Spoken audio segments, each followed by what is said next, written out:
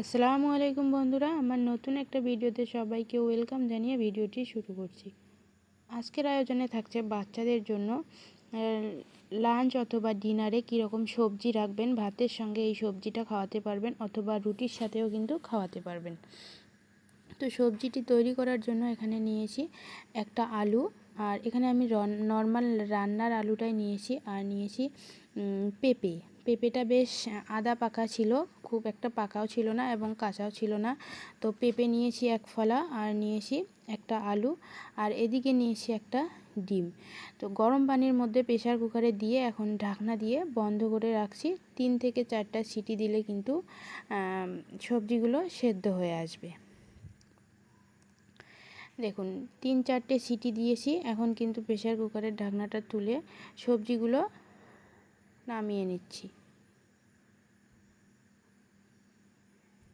এখন সবজিগুলো ঠান্ডা করে একটা কাঁটা চামচ দিয়ে ভালো করে ম্যাশ করে নিচ্ছি। দেন এদিকে যে ডিমের সেদ্ধ করা ডিমটা পানিতে রেখেছি ঠান্ডা করে, সেই ডিমটাও তুলে খোসা ছাড়িয়ে এখানে দিয়ে দিব ডিমের কুসুমটা। আর এখানে সবজি হিসাবে আমি যে পেঁপে আর আলু নিয়েছি, তোমরা চাইলে কিন্তু এখানে মিষ্টি কুমড়ো নিতে পারো, ফুলকপি নিতে। আমি রান্নার আলু আর পেঁপেটাই নিয়েছি। এদিকে ডিমের মধ্যে হলুদ অংশটাও দিয়েছি, মানে ডিমের কুসুম যেটাকে বলে থাকি সেটা দিয়েছি ম্যাশ করে, সবজির সঙ্গে একসঙ্গে ম্যাশ করে নিয়েছি। এদিকে কড়ার মধ্যে 1 চামচের মতো দিয়ে দিলাম ঘি, আর ঘিটা হালকা গলে আসলে দিয়ে দিব 1 চামচ পরিমাণে পেঁয়াজ কুচি, আর দেব সামান্য পরিমাণে আদা এবং রসুন কুচি করে। এখানে 3 থেকে 4 কোয়া রসুন কুচি করে নিয়েছি, আর সামান্য পরিমাণে একটু আদা কুচি করে নিয়েছি। এগুলোকে হালকা একটু লাল লাল করে ভেজে নিয়েছি। এখন দিয়ে দিয়েছি একটা এলাচটা দেওয়ার কারণে কিন্তু খাবারটা খুব সুন্দর একটা ফ্লেভার বের হবে, আর বাচ্চারা কিন্তু খাবারটার মধ্যে থেকে ফ্লেভার আসলে খেতে পছন্দ করে। তো এখন এগুলো ভেজে নিয়েছি, এর মধ্যে দিয়ে দিব ম্যাশ করে রাখা সবজিগুলো।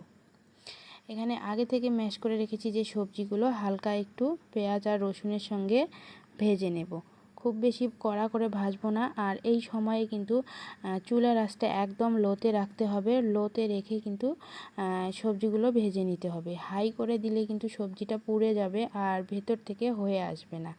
তো একদম হালকা আঁচে ভেজে নিয়েছি। এখন আমি এখানে দিয়ে দিচ্ছি পরিমাণ মতো পানি। এখানে যেহেতু ডিমের কুসুম আছে, খাবারটা কিন্তু হাই প্রোটিনযুক্ত হয়েছে। এখন দিয়ে দিচ্ছি স্বাদ মতো লবণ, আর দিয়ে দিব হলুদ গুঁড়ো, প্রয়োজন মতো হলুদ গুঁড়ো। মশলা হিসাবে শুধু হলুদ আর লবণটাই দিয়েছি। এখন এই সবজিগুলো ভালো করে ম্যাশ করে দিচ্ছি। বাচ্চা যদি ঝাল খেতে পারে তাহলে এখানে কাঁচা মরিচ দিতে পারো বা মরিচের গুঁড়ো দিতে পারো। আমার বাচ্চা যেহেতু খুব বেশি ঝাল খেতে পারে না, তাই আমি হালকা একটু গোলমরিচ গুঁড়ো অ্যাড করেছি।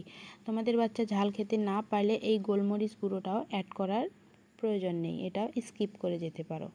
এখন খাবারটা একটু নাড়িয়ে চাড়িয়ে ঘনত্ব বুঝে নামিয়ে নিলেই কিন্তু বাচ্চার খাবার রেডি।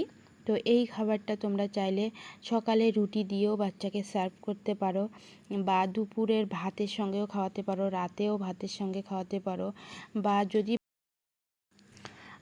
বাচ্চার 8 থেকে 9 মাস বয়স বাচ্চার হয় তাহলে কিন্তু শুধু এই সবজিটাও রান্না করে বাচ্চাকে খাইয়ে দিতে পারো। যেহেতু সবজিটা একটু পাতলা রয়েছে, চামচ দিয়ে তার মুখে ধরলেই কিন্তু সেটা খেয়ে নেবে।